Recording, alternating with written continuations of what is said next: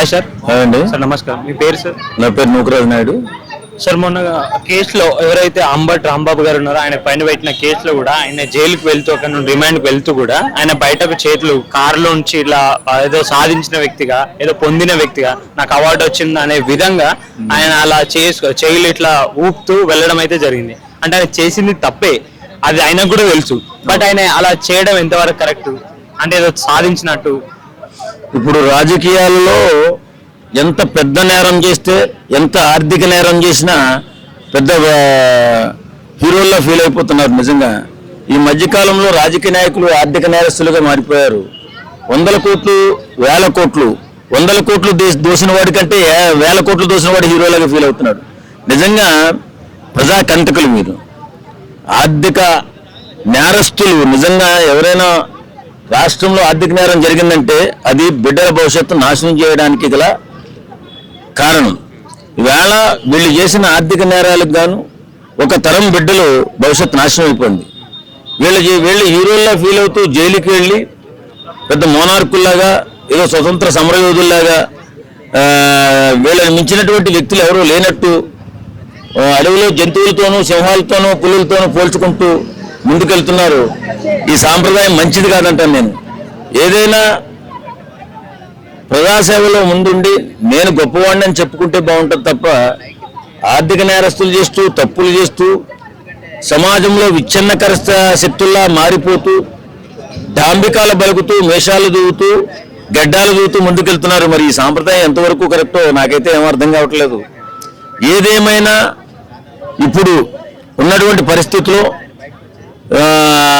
రెచ్చగొట్టేటటువంటి మాటలు ఎక్కువగా అందరూ మాట్లాడుతున్నారు. దానివల్ల జన సమూహంలో కొన్ని ఇబ్బందికర పరిస్థితులు వస్తున్నాయి. ఇవి మారాలి. ఫస్ట్ ఇవి రాజకీయ నాయకుల నుంచి ఇలా రెచ్చగొట్టే విధానం కానీ, రెచ్చగొట్టే మాటలు కానీ మారాలా.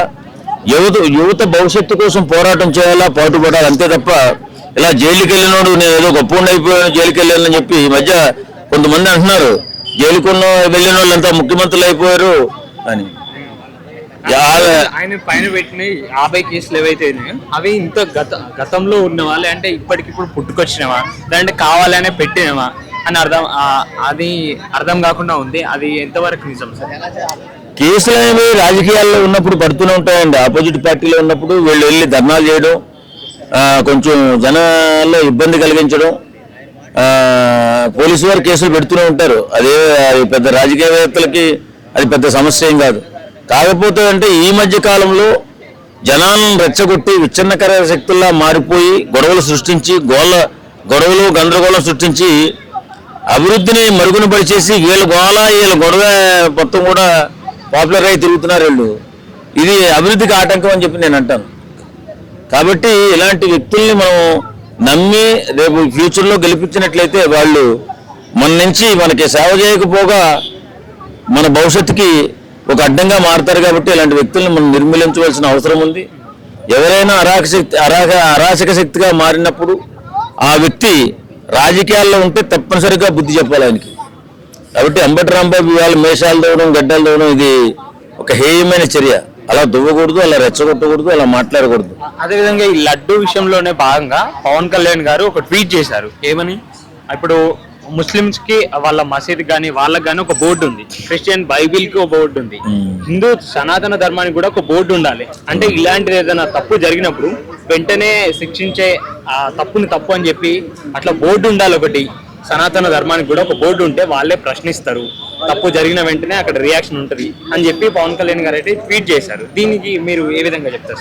అంటే ఇది హిందూ దేశం, హిందువులు మెజారిటీగా ఉన్నారు, ఉన్న మతాలు మైనారిటీగా ఉన్నాయి. వాళ్ళు బోర్డు పెట్టుకుని వాళ్ళ హక్కుల కోసం, వాళ్ళ సాధన కోసం వాళ్ళు పోరాటం చేస్తూ ఉంటారు. మెజారిటీమైనటువంటి హిందువుల్ని ఏదన్నా తక్కువ చేసి మాట్లాడినప్పుడు చర్య తీసుకునే అవకాశం ఉంటుంది తప్ప మనమే ఒక బోర్డు పెట్టుకోవడం అంటే అది కరెక్ట్ కాదేమో నాకు అనిపిస్తుంది. ఎందుకంటే దేశమే హిందూ దేశం. ఈ దేశంలో ఎవరు అవునన్నా కాదన్నా హిందువులది. ఈ ఉన్నటువంటి మతాలు కొత్తగా పుట్టినాడు ఎక్కువ. ఈ క్రిస్టియన్ మతం మెల్లిమెల్లిగా మన దేశంలోకి వచ్చి పెరుగుతూ వాళ్ళు సంఘాలు పెట్టుకుంటూ ఇలా బోర్డులు పెట్టుకుంటూ ముందుకు వెళ్తున్నారు. అలాగే మన దేశం విడిపోయిన తర్వాత మనది హిందూ దేశంగా ఉంది, పాకిస్తాన్ ముస్లిం దేశంగా ఉంది. మనది సెక్యులర్ దేశంగా మార్చి అందరూ ఉండే అవకాశం కల్పించినటువంటి గొప్ప సంస్కారం ఉన్న దేశం మనది. కాబట్టి ఇక్కడ అంత హిందువులకంటూ ప్రత్యేకమైన చట్టం అవసరం లేదు. అన్ని మతాలకి అన్ని కులాలకి ఒకటే చట్టం ఉండాలని చెప్పి మేము కోరుకుంటున్నాం. అదే విధంగా ఇప్పుడు పిఠాపురంలో చిన్నపిల్లలు ఎవరైతే పవన్ కళ్యాణ్ గారికి కొన్ని సమస్యల గురించి వీడియో చేసి పెట్టడం కానీ, సమస్యలు ఉన్నాయని చెప్పడంతో కానీ వెంటనే వాటి పని అనేది జరిగిపోతుంది. క్షణాలలోనే చిటికలోనే పని అనేది జరుగుతూ ఉంది. నిధులు కూడా మంజూరు అవుతా ఉన్నాయి. పవన్ కళ్యాణ్ గారి దగ్గరికి వెళ్ళిన ఏ విషయం అయినా కూడా క్షణాల్లో పరిష్కారం అవుతుందని చెప్పి జనాలు కూడా హర్షం వ్యక్తం చేస్తూ ఉన్నారు. దీనిపై మీ స్పందన ఏంటి సార్? అంటే ఉప ముఖ్యమంత్రి దగ్గరికి వెళ్ళిన ఏ ఇష్యూకైనా పరిష్కారం దొరుకుతుందని చెప్తాను. అంటే మిగతా మంత్రుల దగ్గర ఎందుకు జరుగుతుంది? నిజంగా మొన్న కూడా పవన్ కళ్యాణ్ గారు చెప్పారండి. ఏం చెప్పారు? నా దాకా రాకూడదు, మీ ప్రాంత ఎమ్మెల్యే, మీ ప్రాంతంలో ఉన్నటువంటి మంత్రి వారు చేయలేని పక్షంలో నా దగ్గర రండి అన్నారు. నిజంగా వారు చేస్తున్నారో లేదో తెలియలేదు, కానీ పవన్ కళ్యాణ్ గారి దృష్టికి వచ్చిన ఏ సమస్యనైనా ఇట్టే పరిష్కారం చేసి, ఇవాళ రాజకీయం అంటే ఇదిరా, రాజకీయ నాయకుడు ఇలా ఉండాలి, ఇలా ఆపదలో ఆదుకునే భగవంతుల్లా ఉండాలి, వాడు కదా సేవకుడు అని చెప్పేసి ఆంధ్రప్రదేశ్లో అందరూ అనుకుంటున్నారు. అటు తలపండినటువంటి పెద్దవాళ్ళు కానీ, మధ్య వయస్కులు కానీ, ముక్కు పచ్చలారని పసిపిల్లలు కూడా అన్నా నాకు ఈ రోడ్డు కావాలా, మేము స్కూల్కి వెళ్ళలేకపోతామని ఒక్క పొలికేక పెడితే నేనున్నా అని చెప్పేసి భగవంతుడు అయినా వస్తాడో రాడో, భగవంతుడి కంటే ముందు పవన్ కళ్యాణ్ గారు వస్తున్నారు, ఉప ముఖ్యమంత్రి పవన్ కళ్యాణ్ గారు వస్తున్నారు. నిజంగా ఇది చరిత్రలో లిఖించవలసినటువంటి సువర్ణాక్షరాలతో లిఖించవలసినటువంటి మాట ఇది. నిజంగా భగవంతుడైనా వస్తాడో రాడో తెలియదు, పవన్ కళ్యాణ్ మాత్రం ఆపదలో ఉన్న వాళ్ళని ఆదుకునేందుకు ముందుకు పరిగెత్తుకుంటూ వస్తున్నారు. అంటే మిగతా మంత్రులు ఎందుకు చేయట్లేదు సార్? అంటే వాళ్ళ దగ్గర కూడా సమస్యలు వస్తాయి కదా, ప్రజలు చెప్తానే ఉంటారు. మిగతా మంత్రుల దగ్గర అయితే అంటే ఈయనకు డిప్యూటీ సీఎం గా కొన్ని అథారిటీస్ ఉంటాయి కదా, వాటి వల్ల ఇదంతా జరుగుతుందా? అంటే మిగతా మంత్రులతోటి ఎందుకు అవ్వట్లేదు పనులు చేయడం అనేది? మొర ఆలకించేటటువంటి వ్యక్తి ఉండాలి కదా. ఇప్పుడు మన కష్టాన్ని వినే వ్యక్తి ఉండాలి. కొంతమంది అపాయింట్మెంట్ కూడా ఎవరు, చాలా మంది ముఖ్యమంత్రులు ఎవరు, మంత్రులు ఎవరు అపాయింట్మెంట్. మరి అలాంటప్పుడు ఎవరో దిక్కు లేకపోతే దేవుడో దిక్కు అని చెప్పేసి అభాగ్యులైనటువంటి వాడు పవన్ కళ్యాణ్ గారికి మొరబెట్టుకుంటున్నారు. వెంటనే స్పందిస్తున్నాడు, ఆ సమస్యను పరిష్కరిస్తున్నాడు. ఇది కదా రాజకీయం.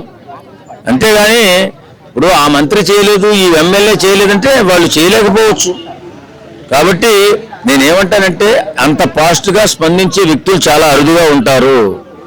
ఇతను రాజకీయాల్లో ఒక అరుదైన వ్యక్తిగా నిలబడ్డాడు. ఇవాళ దేశం కూడా ఎదురు చూస్తుంది. పవన్ కళ్యాణ్ గారి సేవా కార్యక్రమాలు విని తరిస్తుంది దేశం. నేర్చుకుందామని చెప్పి చూస్తున్నారు ఇతర రాష్ట్ర మంత్రులు, ఎమ్మెల్యేలు. నిజంగా అంత గొప్ప సాహసం చేస్తున్నటువంటి పవన్ కళ్యాణ్ని అభినందిస్తూ ఆశీర్వదిస్తూ ఉన్నారు. నిజంగా ఇలా గొప్పగా చేయడం చాలా సంతోషం, చాలా ఆనందంగా ఉంది. పవన్ కళ్యాణ్ అభిమానులు మేమని చెప్పుకోవడానికి చాలా గర్వంగా ఉంది. ఎందుకంటే అంత గొప్ప సాహసాలు చేస్తున్నాడు ఆయన.